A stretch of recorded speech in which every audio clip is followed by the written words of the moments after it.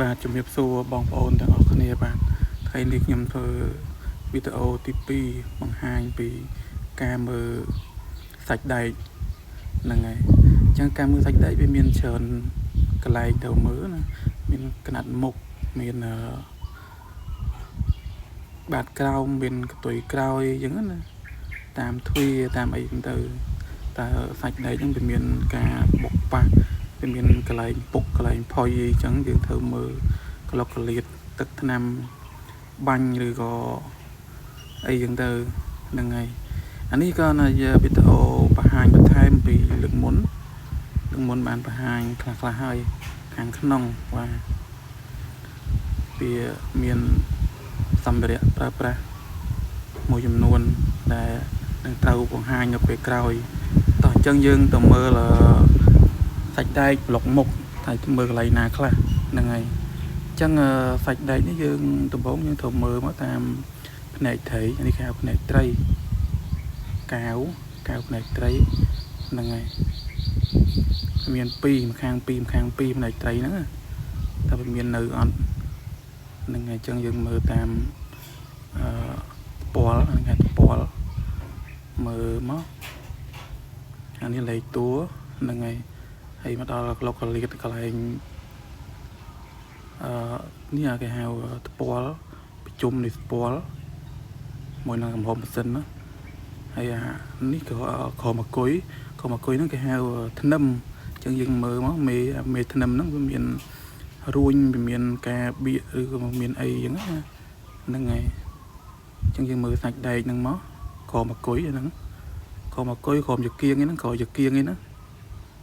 យើងមើលមកហ្នឹងហើយតាមដូចខ្ញុំគូកំពុងឲ្យមើលហ្នឹង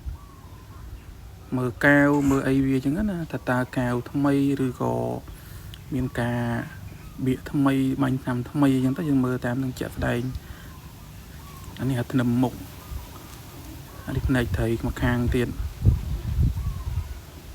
ម្ខាង2ផ្នែកត្រីហ្នឹងអញ្ចឹងយើងមើលមកតាមពណ៌នេះពណ៌ម្ខាងទៀតមើលមកតើមានការបាញ់តាមថ្មីឬក៏វាមានស្នាមរបកស្មើសាច់ណាវាអីទេវាធម្មជាតិអញ្ចឹងទៅធម្មជាតិនៃទឹកថ្នាំអញ្ចឹងណាហ្នឹងហើយគេមើលបាញ់អញ្ចឹងមកខាងនេះដោយសារវានៅចូលម្ហូប ABS អញ្ចឹងវាពិបាកមើលធ្នឹមក្រមមកអានេះដោះចេញអញ្ចឹងយើងមើលម្ដងទៀតយើងមើលកន្លែងក្រមភេងប្រាំងក្លុកប្រអប់កំប៉ុងភេងប្រាំងហ្នឹងយើងមើលមកសាច់ដែកកាវហ្នឹងហើយនឹងកាយ៉ៅតើវាស្អាតអត់ស្មើសាច់គ្នាអត់ចឹងណាបាទក្រម ABS ក្រមអីហ្នឹងយើងមើលមើលតើមានថ្នាំជ្រួញថ្នាំអូកាវថ្មីឬក៏វាមានថ្នាំកពិតកពីបកពិតកប៉ាវអត់ត្រង់កន្លែងណាចឹងណាហ្នឹងតាមទយោ ABS តាមទយោម៉ាស៊ីនត្រជាក់អីហ្នឹងសំខាន់មើលធ្នឹមអីហ្នឹងឲ្យវាស្អាតទៅវាអត់មានបុកប៉ះអីទេបើសិនណាវាមានកន្លែងណាមួយអូកាវថ្មីឬក៏បាញ់ឆ្នាំថ្មីបៀកថ្មីទៅយើងសង្ស័យយើង